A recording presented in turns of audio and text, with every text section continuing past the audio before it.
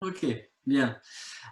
Écoutez, merci déjà tout le monde d'être là ce soir. Je vais rapidement vous expliquer comment va se passer cette petite demi-heure, trois quarts d'heure que l'on va passer ensemble.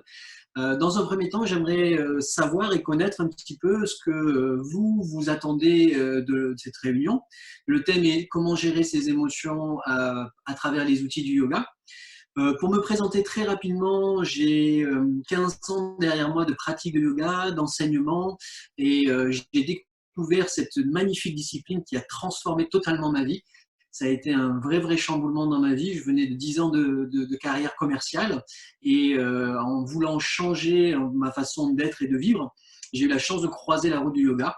Alors le yoga est très mal connu, donc c'est vrai qu'on a souvent des préconceptions par rapport à ça, et je vais essayer de défaire un petit peu ces préconceptions pour vous dire que c'est pas simplement des postures, c'est pas simplement de la respiration, c'est aussi toute une belle discipline de vie qui va avec tout ça.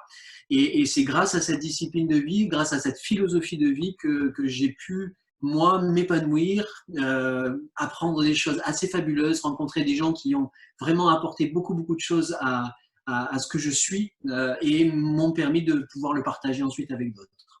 Et c'est ce que je vais faire donc ce soir. Donc, la première des choses, c'est que je vais vous demander, je vais vous poser une question et si vous pouvez vous répondre sur le chat, je vais vous demander deux choses. Un, c'est si vous pratiquez yoga, vous marquez oui. Si vous ne pratiquez pas yoga, vous marquez non. Et en même temps, puisqu'on est dans les émotions, essayez de me mettre l'émotion à laquelle vous faites face dans votre quotidien et qui vous pose le plus de problèmes. Une, deux ou trois émotions qui vous gênent dans vos rapports, que ce soit personnel ou professionnel, de façon à ce que j'ai une petite idée de ce à quoi vous avez les problématiques que vous rencontrez. Donc moi j'ai mon petit écran là, donc je vais voir un petit peu. Donc je vois qu'il y a quelques pratiquants du yoga par-ci par-là. Et puis je commence à avoir des émotions qui arrivent, donc très bien. Donc je vois frustration, colère, ennui. Ok. Colère, doute, tristesse. D'accord. Stress, colère. Donc colère revient pas mal. Colère encore, tristesse encore, peur. Ok.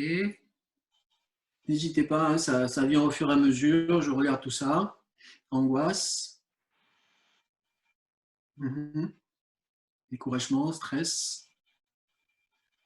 Ok. Je vous laisse encore quelques secondes pour écrire ceux qui ne l'ont pas fait. Ok, donc il y a une chose qui revient beaucoup, c'est colère, tristesse. C'est les deux mots qui reviennent. Puis ensuite, j'ai peur et stress. On va parler de ça, mais de toute façon, dites-vous bien que ce que je vais vous proposer là, ce sont des outils très pratiques et qui vont vous aider à gérer quelle que soit l'émotion que vous allez rencontrer dans votre quotidien. Donc, l'idée pour moi, c'est de déjà vous expliquer, par rapport à la conception du yoga, d'où viennent les émotions.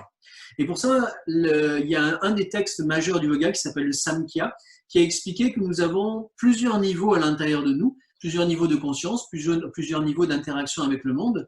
Et je vais vous donner les 5 premiers. Ils en comptent 25 au total, mais on va parler simplement des 5 premiers ce soir.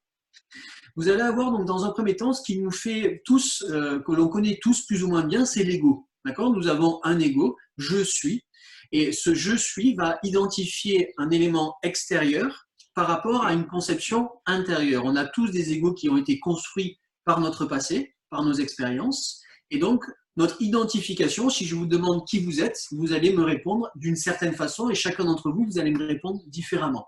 On va s'identifier soit à un rôle, une profession, soit à un rôle personnel. En tout cas, on va identifier quelque chose qui est là autour de nous, à nous. Ça, c'est un des premiers niveaux, un des 5 niveaux dont on va parler. Le deuxième, c'est ce qu'on appelle manas. Manas, c'est le mental grossier. Alors, pourquoi grossier? C'est que c'est le mental de réaction. Il va nous faire réagir aux sollicitations du monde extérieur. Et comment on réagit? En règle générale, on va comparer à ce que nous avons vécu par notre passé, comparer l'événement du moment. Donc, si vous avez un événement qui vous amène de la colère, pourquoi cet événement vous amène de la colère? C'est parce que vous avez un champ sur lequel on va comparer l'événement du moment à un événement passé, et du coup, ça va amener cette colère. D'accord? Donc ça, c'est le mental grossier qui va amener avec lui donc son lot d'émotions. Donc c'est ce sur quoi on va travailler beaucoup dans l'idée de la gestion des émotions à travers les outils du yoga. Quand on va vouloir élever un petit peu le débat et justement se libérer de ce flot d'émotions qui nous gêne, alors comme on a vu, hein, donc colère, ça va nous faire perdre nos moyens la plupart du temps et ça va nous amener à ne pas être la meilleure version de nous-mêmes. Stress, ça va inhiber la plupart de nos capacités et là aussi, on va proposer au monde quelque chose qui n'est pas forcément génial. Les peurs, de la même façon, on va souvent avoir tendance à rentrer à l'intérieur, à se recroqueviller et ne plus se mettre en relation avec le monde. Donc en fait, l'idée, c'est de pouvoir, lorsque l'on identifie l'émotion, élever notre niveau et aller vers le quatrième élément, qui est ce qu'on appelle le mental subtil, buddhi.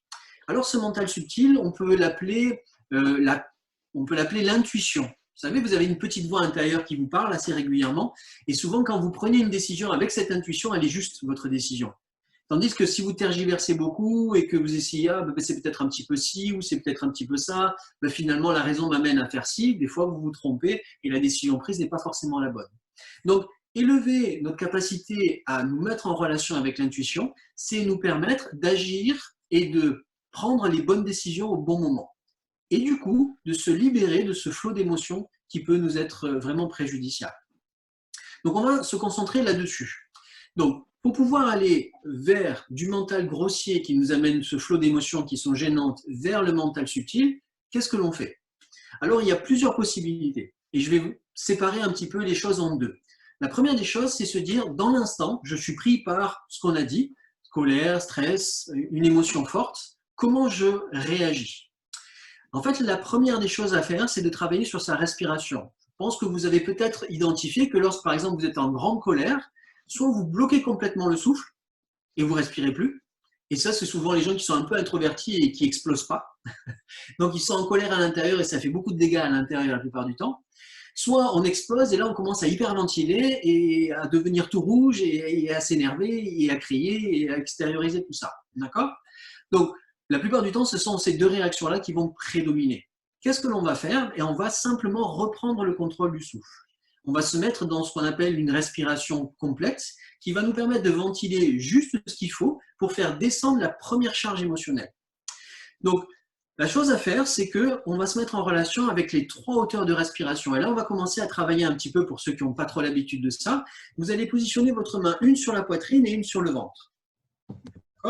Donc, et là, vous allez simplement observer, puisque moi je parle, vous non, comment vous respirez là dans l'instant. Est-ce que c'est votre poitrine qui bouge? Est-ce que c'est votre ventre qui bouge? Observez ça, sans rien contrôler. Voilà, normalement, si vous percevez la respiration dans le ventre, c'est que vous êtes plutôt détendu et plutôt tranquille, donc à l'écoute, et que vous avez une respiration qui est naturelle.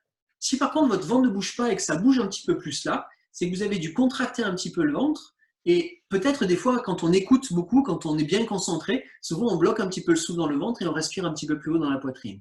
Donc je vais vous demander simplement, ceux qui ont la respiration dans la main de la poitrine, d'essayer de redescendre votre respiration dans le ventre. Et ceux qui ont la main déjà sur le ventre, ça respire dans le ventre, vous pouvez enlever les mains et continuer à respirer comme ça. Donc là, on a vu deux hauteurs de respiration, la hauteur ventrale et la hauteur pectorale. Entre les deux, il y a une respiration qu'on appelle latérale, costale, où l'on va écarter les côtes sur les côtés. Et donc cette respiration va nous servir à prendre une grande respiration qu'on appelle forcée et qui va nous permettre de vraiment aller au maximum de notre capacité pulmonaire. Alors ce que je vais vous demander de faire pour le premier outil de ce soir, pour avoir la respiration complète, c'est que vous allez expirer avec la bouche. Faites-le avec moi. Expirez avec la bouche, videz tout l'air, videz complètement. Puis avec le nez, très lentement, vous allez inspirer, gonfler votre ventre, inspirer, ouvrir les côtes, inspirer encore, gonfler la poitrine et rester poumon plein 3 secondes. 2, 1, et avec le nez, vous expirez tranquillement. Videz, videz, videz. On le fait une deuxième fois. Inspirez lentement, gonflez votre ventre, gonflez les côtes, gonflez la poitrine. Essayez d'aller vraiment au bout de votre respiration maintenant. Restez. Et là, c'est avec la bouche que vous allez souffler d'un coup d'un seul comme un ballon qui se dégonfle. Voilà. Et on le fait une dernière fois en remettant un petit peu tout ça en place. Inspirez, gonflez votre ventre. Inspirez, ouvrez les côtes. Inspirez, gonflez la poitrine. Prenez un maximum d'air, vous gonflez au maximum. Vous restez à plein 3 secondes encore. 2, 1. Expirez avec la bouche. Ok, super. Donc, ce que je vois, c'est bien. Donc, là, l'idée, c'est quoi? Dès que j'identifie une émotion qui me gêne, donc colère, tristesse, stress, vous allez prendre 2-3 grandes respirations comme ça pour couper tout de suite l'émotion pour qu'elle évite de prendre toute la place. Vous allez ressentir l'émotion. On ne va pas essayer de l'éliminer complètement, on va juste essayer d'éviter qu'elle prenne des proportions qui vous bloquent complètement. Donc avec ces 3 respirations complètes, vous allez canaliser un petit peu l'émotion pour juste l'accueillir, l'accepter, mais ne pas la laisser prendre toute la place. Et ensuite, on va mettre un deuxième outil au niveau respiratoire en place. On appelle ça la respiration Ujjayi. Alors Ujjayi, ça veut dire la respiration victorieuse. C'est une respiration qui va vous aider ce soir à gérer vos émotions, mais qui pourrait vous aider dans n'importe quelle situation qui serait désagréable. Pour ce faire, c'est tout simple. Donc là, ça va être une respiration très douce. On va respirer par le nez, mais on va canaliser l'air dans la gorge, comme si on avait un tuyau ici et on rentrait l'air par là. Donc, ça ressemble un petit peu au ronflement qu'on peut avoir, qui est léger au moment de s'endormir. Vous avez peut-être déjà vécu ça. Il y a un petit son très très subtil qui est là dans la gorge. Ça peut ressembler aussi au bruit qu'on a quand on fait de la buée sur un écran. Si je m'approche de l'écran, je ne sais pas si vous entendez ce bruit qui se passe dans la gorge. Ça, vous l'avez déjà tous fait. Alors, ce que je vais vous demander d'essayer de faire maintenant, c'est de faire exactement ce même bruit, mais avec le nez. Je ne sais pas si vous entendez, je vais le faire, écoutez.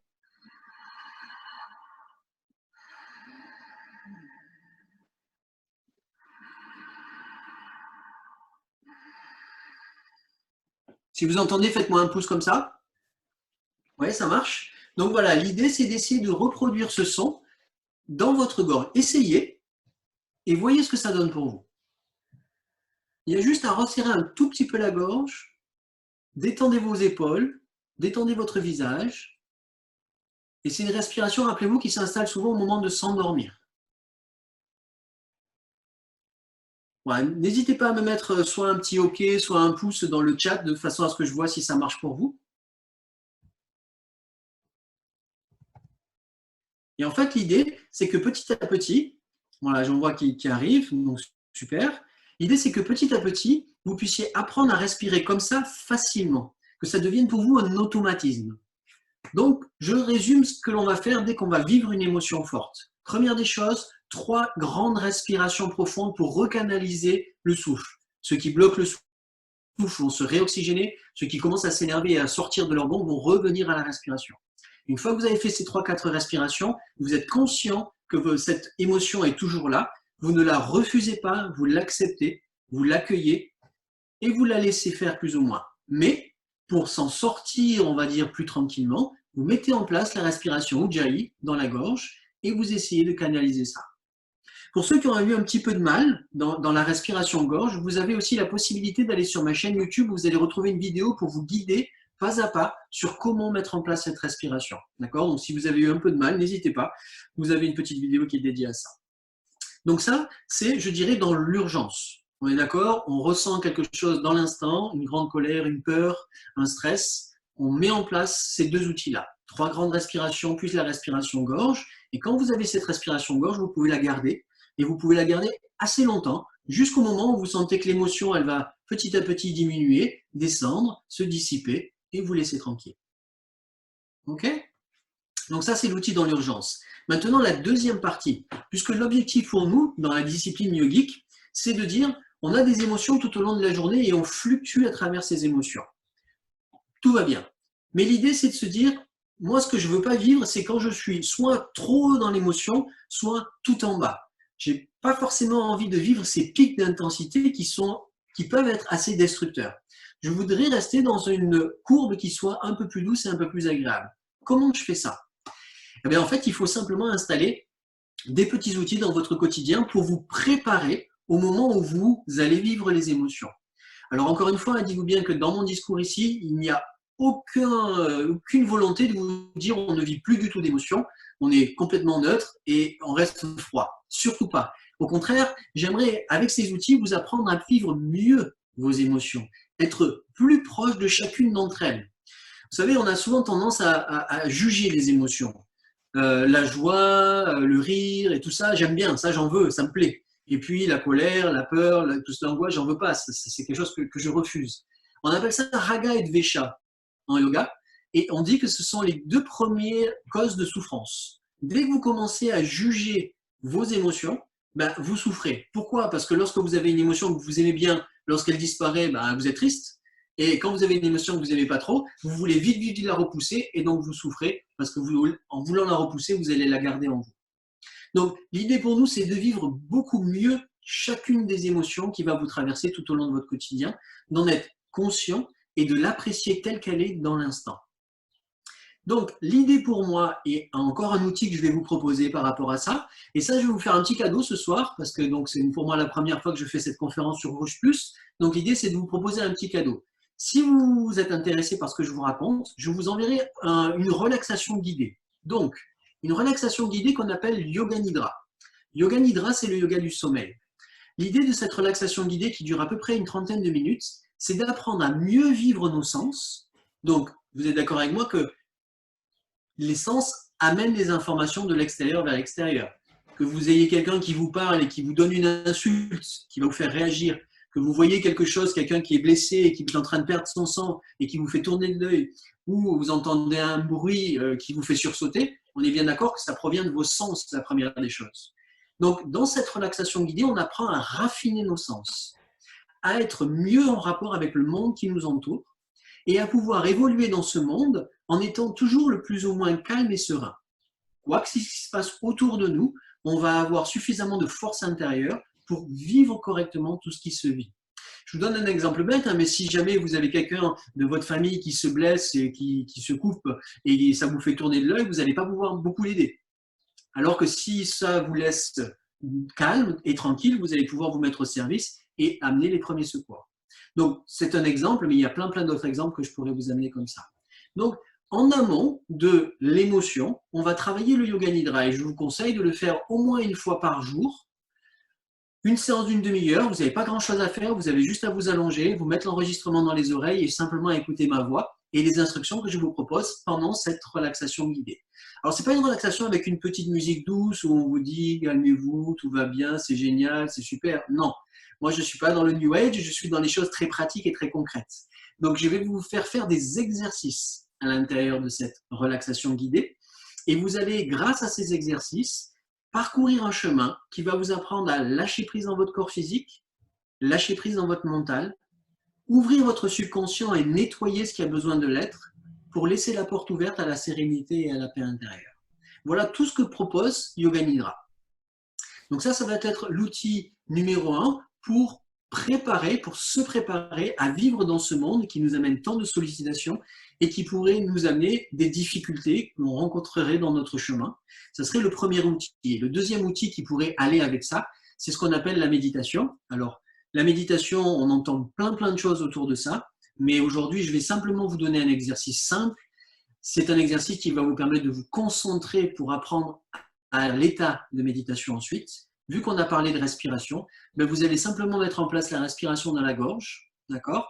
Et vous allez observer l'inspire, l'expire se proposer à vous, et vous allez vous donner un temps de pratique. Admettons que vous commenciez par 5 minutes. Vous mettez un petit réveil, vous mettez 5 minutes, et pendant 5 minutes, vous ne faites que ça. J'inspire et je suis conscient que j'inspire, j'expire et je suis conscient que j'expire. Donc, pour préparer votre quotidien à vivre mieux vos émotions, vous mettez en place Yoga Nidra au moins, allez, je vais dire 3 à 4 fois par semaine, et puis vous mettez en place ces 5-10 minutes de respiration consciente qui vont vous apporter un état de paix beaucoup plus important. Bien sûr, il y a plein d'autres techniques qui pourraient vous être guidées, mais pour ce soir, dans le temps imparti, je pense que là, vous avez déjà des outils qui sont très utiles et qui vous permettra de vraiment changer votre façon de voir les choses, de percevoir les choses et du coup d'aller plus vers votre mental subtil, vers votre intuition, vers cette capacité à être la meilleure version de soi-même en toutes circonstances. Voilà un petit peu ce que je voulais vous dire. Maintenant, ce que j'aimerais, c'est que comme on décide que ce soit interactif, ce genre de réunion, j'aimerais voir si vous avez des questions par rapport à ça, si vous voulez mettre un point en lumière que l'on peut travailler, ou si vous avez simplement des choses à rajouter à ce que je viens de vous raconter là, ou des points à éclaircir. Donc, n'hésitez pas à lever la main ou à parler, à ouvrir votre micro pour que je puisse voir un petit peu et vous écouter. J'ai mis, moi, la mosaïque là, donc je vous vois tous. Donc, n'hésitez pas.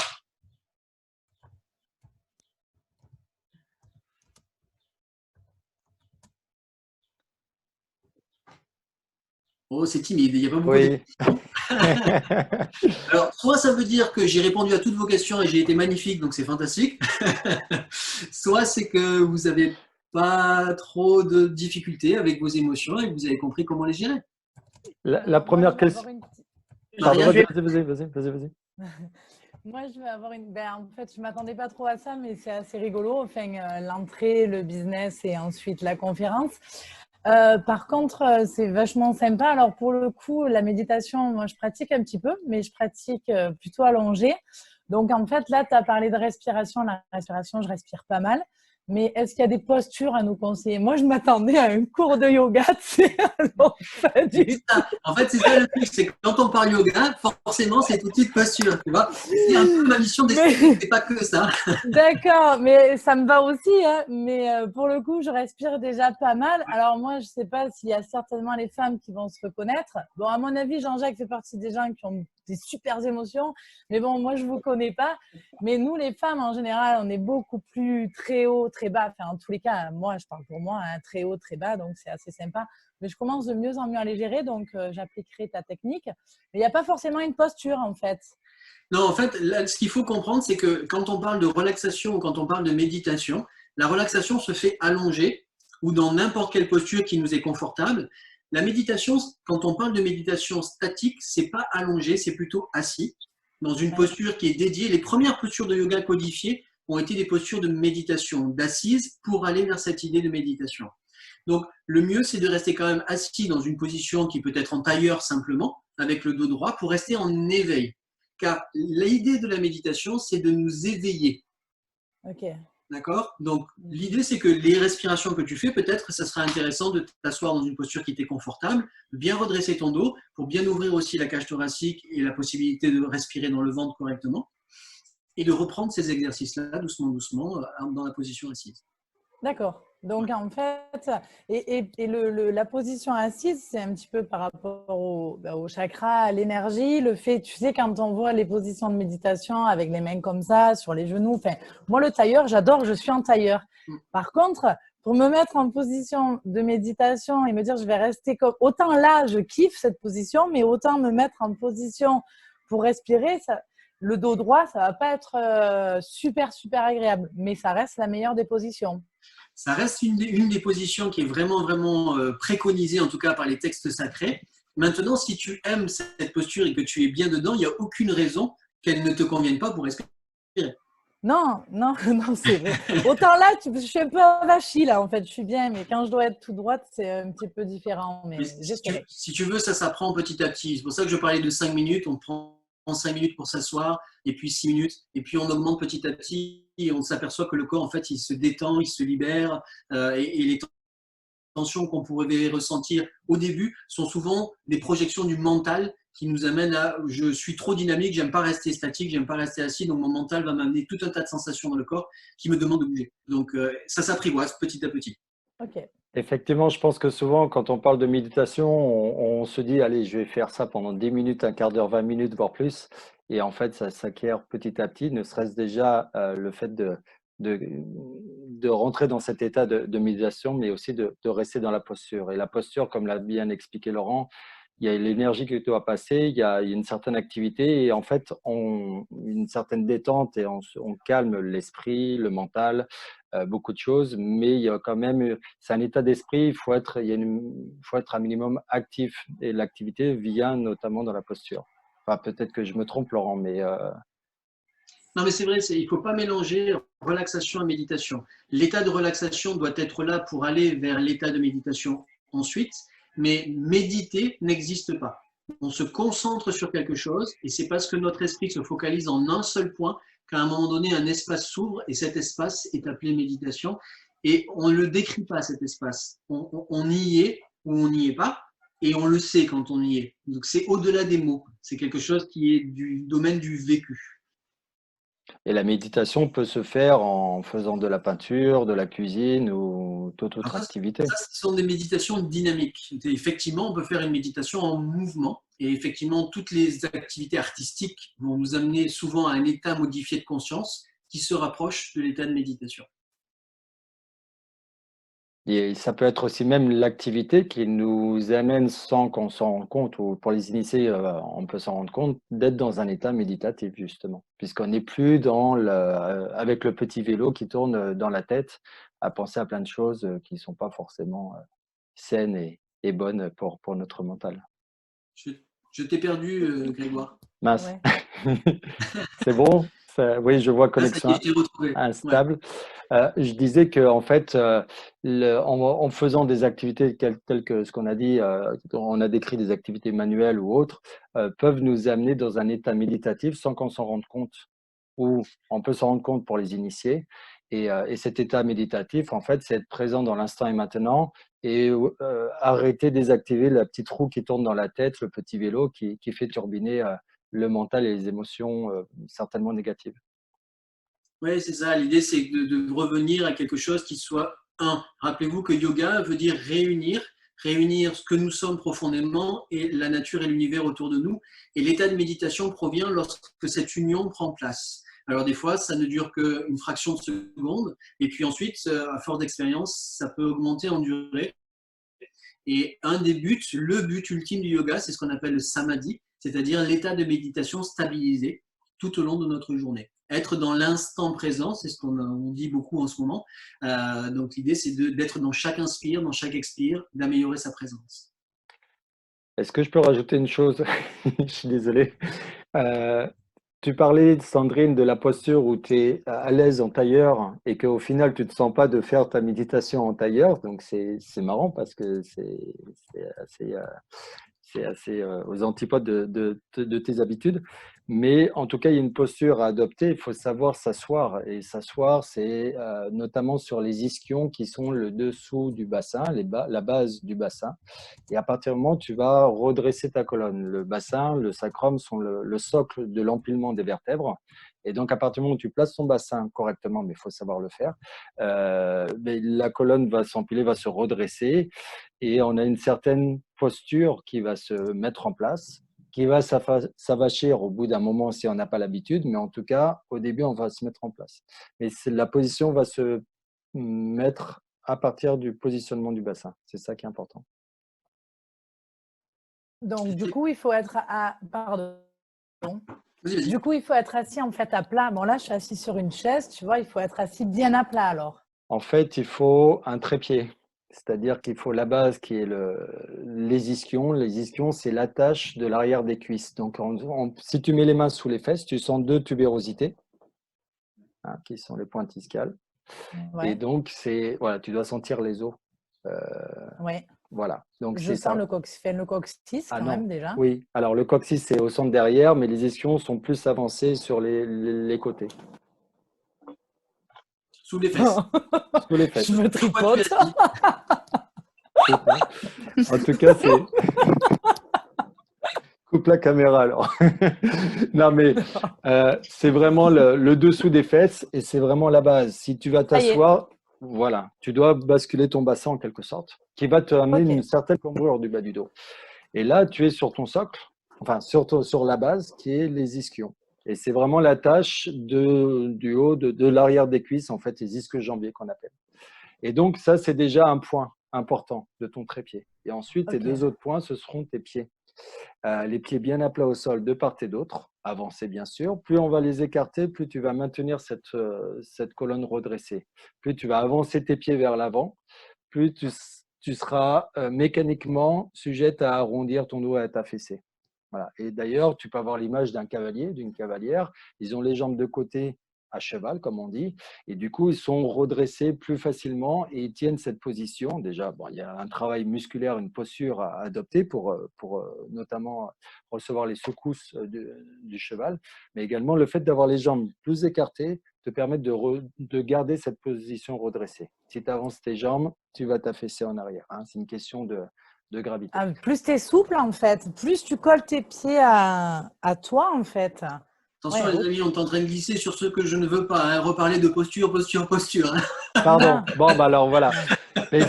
c'était Parce que juste. vous pouvez vous asseoir comme vous voulez, c'est pas ça l'idée, c'est surtout l'état de concentration qui va être Ok, l'important. alors je ne veux pas déformer ta Très conférence, bien. pardon. Non, mais c'est peut-être bien pour respirer, mais par contre, le fait d'avoir bien croisé, en effet, je me sens plus à l'aise au niveau du dos. C'est ça. Ok. Laurent, j'ai une question. On m'a beaucoup parlé de méditation et on m'avait dit que il était important quand on était en stress intense de pouvoir accueillir aussi ses émotions. C'est vrai d'être dans l'instant présent, mais de pas chercher absolument à faire le vide dans sa tête quand vraiment l'émotion est trop intense. C'est-à-dire peut-être d'intégrer une phase où on va laisser passer les pensées et puis on va les faire repartir, mais en tout cas de pas pour entrer dans la méditation, vraiment de se débarrasser un petit peu de ces pensées en les accueillant plutôt qu'en essayant de les refouler. Qu'est-ce que toi, tu en penses? Oui, oui, c'est vraiment ça, hein, tout à fait. En fait, on ne sert surtout pas à refouler les pensées, surtout pas à faire le vide dans la tête. C'est pas du tout l'objectif. L'outil pour moi principal, et c'est dans la dynamique yogique, l'outil principal, c'est la concentration. Donc, on va plutôt se donner un objet de concentration. Ça peut être un objet externe. Imaginons, je regarde une petite flamme de bougie que j'ai mis en face de moi. Je vais me concentrer sur la flamme, et chaque fois qu'une pensée vient me déconcentrer, je l'accueille, je l'accepte, et je reviens me concentrer sur la flamme. Ça peut être un objet de concentration interne, la respiration, mais effectivement, on ne cherche jamais à faire le vide. On accueille les pensées, on les accepte telles qu'elles sont, pareil que les émotions. On laisse faire ce mouvement à l'intérieur, et à un moment ou à un autre, quand tout ça s'est bien exprimé, ça s'apaise, ça se calme, la concentration se fixe un peu plus, et la porte peut s'ouvrir peut-être vers l'état méditatif. Donc tout à fait. Ok, merci. Une autre question peut-être? Oui, ces exercices de respiration, tu nous conseilles de les faire plutôt le matin ou le soir? Alors, en ce qui concerne l'idée de prévenir les émotions qui pourraient arriver dans la journée, il est bien de démarrer la journée avec ces exercices, effectivement. Donc, se dire que je prends par exemple entre 5 et 10 minutes le matin pour travailler sur mes exercices de respiration, c'est une bonne idée. Et si par contre vous avez le soir, vous vous sentez agité, vous avez du mal à vous endormir, du mal à vous mettre au lit, à ce moment-là, vous pouvez reproduire cet exercice, 5-10 minutes de respiration, juste avant de vous coucher. Et là, je vous conseille vraiment de faire, c'est la dernière chose que vous faites avant de vous mettre dans le lit. Donc, ce sont deux moments privilégiés qui sont là aussi codifiés dans les textes sacrés. On dit qu'entre 4h et 6h le matin et ensuite après le coucher du soleil, ce sont deux moments qui sont vraiment bien utiles pour mettre en place des habitudes pour nous libérer des perturbations dues au mental grossier. Merci. On a le temps pour encore une question, si vous voulez.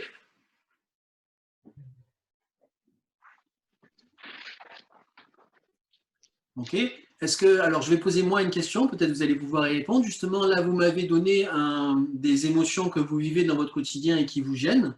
Est-ce que vous pensez pouvoir mettre en place ces outils-là par rapport à ces émotions-là?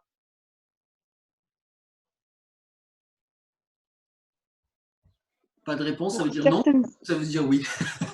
oui, pour certaines émotions, je pense que c'est tout ce qui est colère, frustration. Je pense que c'est des exercices assez facilement envisageables. Après, peut-être la peur ou la tristesse, ça peut être un petit peu plus compliqué. Oui, tu as raison, et c'est pour ça que dans l'instant, on va surtout gérer les émotions qui nous envahissent, qui nous prennent tout de suite. Et c'est parce qu'on va faire les exercices en amont, donc le matin ou le soir, que l'on va pouvoir mieux passer les phases qui pourraient être des phases de tristesse. Et dites-vous bien aussi, encore une fois, qu'on ne cherche surtout pas à repousser ça, on cherche juste à mieux les vivre. Parce que nous sommes des êtres d'émotion et on ne peut pas ne pas vivre d'émotions. Donc on cherche à juste mieux passer à travers les émotions. Et plutôt que de garder une tristesse pendant des semaines, voire des mois, on va peut-être la garder pendant quelques jours et s'en débarrasser beaucoup plus facilement ensuite, parce qu'elle aura perdu de sa force à l'intérieur et que du coup, elle ne fera plus de dégâts. L'idée, c'est aussi ça, c'est que chaque émotion, si on la garde à l'intérieur, elle se cristallise et elle crée un point d'ancrage pour la maladie, pour des perturbations beaucoup plus graves derrière. Pleurer, c'est aussi un mécanisme qui permet de faire sortir les émotions. Oui, oui, parce qu'effectivement, toutes les expressions de l'émotion, il faut les laisser faire. On doit agir et faire des choses pour se débarrasser des choses qui nous gênent. Donc, il ne faut pas retenir à l'intérieur, il faut laisser traverser. En fait, l'idée, c'est d'identifier le plus tôt possible l'émotion pour qu'en fait, le moment où elle nous traverse soit le plus rapide possible. L'idée, c'est de ne pas garder l'émotion trop longtemps parce que ça va créer justement des graves maladies derrière. Donc, j'ai une émotion, je l'identifie, je suis conscient qu'elle est là, je la vis pleinement. Des fois, je peux l'intégrer dans mon corps physique en ressentant des parties dans mon corps qui me parlent par rapport à ça. Et grâce à la respiration, je vais petit à petit la laisser faire son chemin et disparaître, ne pas rester en moi.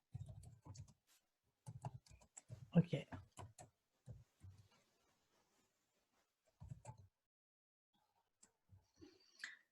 Eh bien, écoutez, si vous n'avez pas d'autres questions, je vais donc laisser la place à la deuxième partie de soirée. Oui. Donc, je vais vous remercier d'avoir été là pendant ce petit moment. Et n'hésitez pas à reprendre contact avec moi si vous voulez parler de sujets spécifiques. Je serai heureux d'échanger avec vous. Voilà. Donc, je laisse la parole maintenant à Grégoire. Merci beaucoup. Super. Merci beaucoup, Laurent, pour ton intervention. J'aurais aimé qu'il y ait plus encore de participation des uns et des autres, mais bon, après, voilà, peut-être que tout était très clair. Et puis c'est pas toujours évident aussi de s'exprimer forcément. En tout cas, merci à Laurence, Christelle, Sandrine et puis tous les autres qui étaient présents, qui ont participé à cette conférence. Super, en tout cas pour le contenu, moi je pense que c'est très bien d'en savoir plus à ce sujet, de pouvoir les travailler. De toute façon, c'est un travail quotidien et personnel, hein, de toute façon, pour avancer, et notamment pour gérer ses émotions. Super.